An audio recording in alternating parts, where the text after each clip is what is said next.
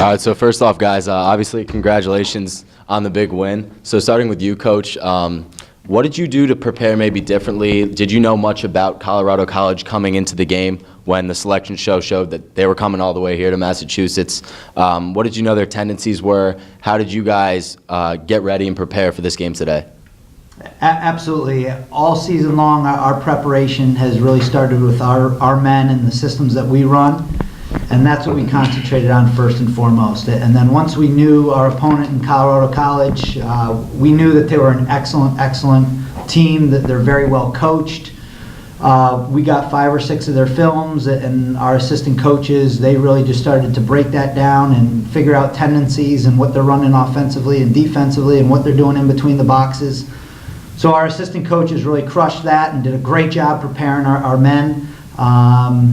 We knew that number 22 for them, Henry Halley, is he's a great player. He's an excellent midfielder, a two-way guy.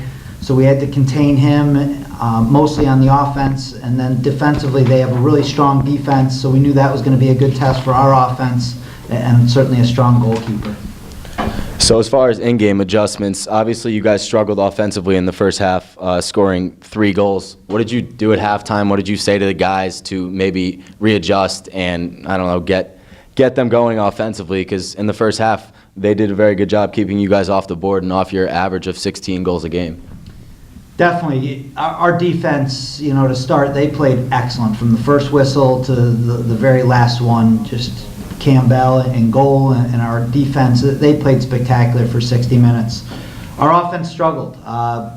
Colorado College's defense contained us. We took some bad shots, and we got away a little bit away from running our offense, which we've done a great job of all year. And the halftime speech was simple. It was, men, do what we've done for the previous 18 games, run our systems, play as a unit, execute, and score goals. And to credit our guys, they did that. So it was a simple formula on how to do that. It's do what you've done all year long. So really proud of our guys that they did that the second half. All right, thank you. Moving on to you, Harry. On the field, obviously, you were there in the first half. Offensively, on the field, what was different? What wasn't working for you guys that normally works? You guys are such a high-scoring, obviously the 4th highest-scoring team in the country in goals per game. So what was not executed well in the first half compared to the second half? From the start of the game, they play at a high pace. They press out a lot with their pulls down low. They're just a good defense. They had us on our heels a little bit. We started off the game with a goal, but we really didn't get in our rhythm that we normally get into, swapping between both lines and just really not getting a feel for the game from the start. And they did a good job, to credit to them and their defense, of just keeping us on our heels for the first half. And then we just sat down at halftime and just said, let's get back to work. Let's do what we did all year. We haven't got to where we are now with just playing helter-skelter. We just really settled down and talked to the guys, and we're like, look, let's get this done. We have a bunch of seniors on the first couple lines, and we didn't want this to be our last game. So.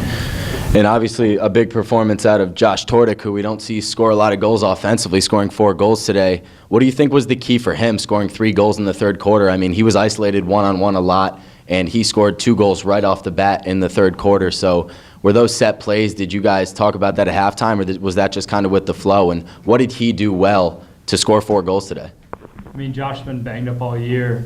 He's normally a feeder. This is why today, they were slow to slide to him from the start. So, he's one of our best Dodgers, and he always looks with his head up. And today it was just his time to shine. It's been a lot of hard work for him to get back to 100%, and he just really reaped his own benefits today and really took it to them on their one-on-one matchup, because at first they didn't really respect him as much as they should have, because Josh is one of the best Dodgers on our team.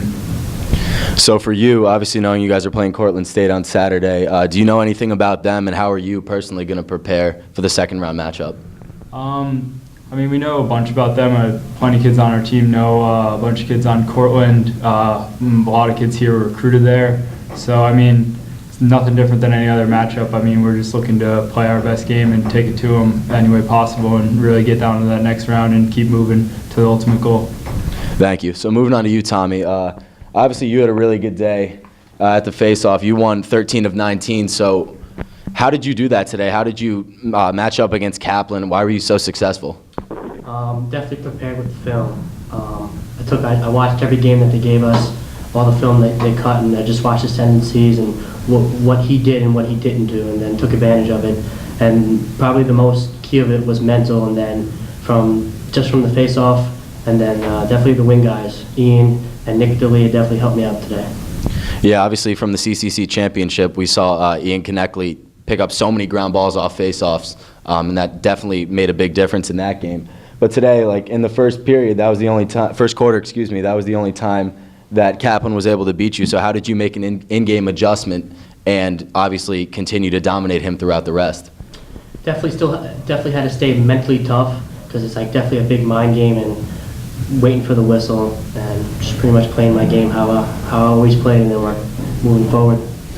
Obviously, being a face-off guy, it's kind of a different position. So have you done that your whole life? Have you played on the field more often? And what is it like for you? Do you like it? Do you like getting the face-off and just coming off the field? And it really sets the tone for the offense when you're able to win 13 out of 19 face-offs, and it obviously shows on the scoreboard. So for you personally, how much pride do you take in really starting the offense and getting everything going?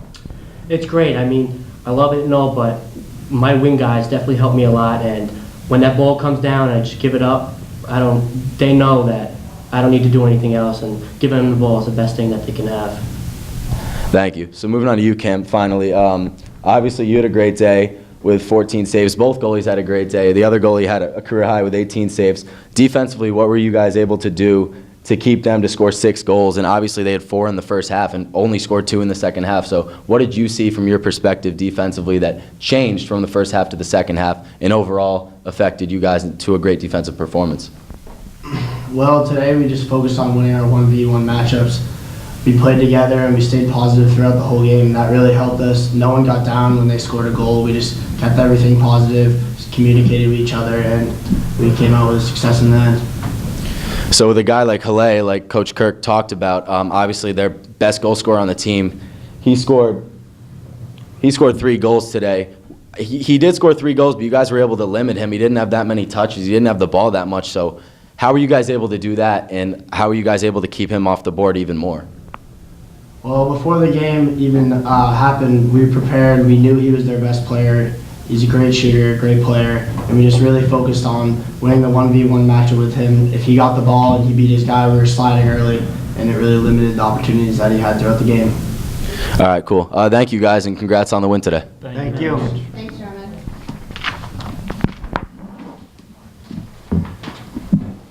Thanks, guys. Thank you. Thank you.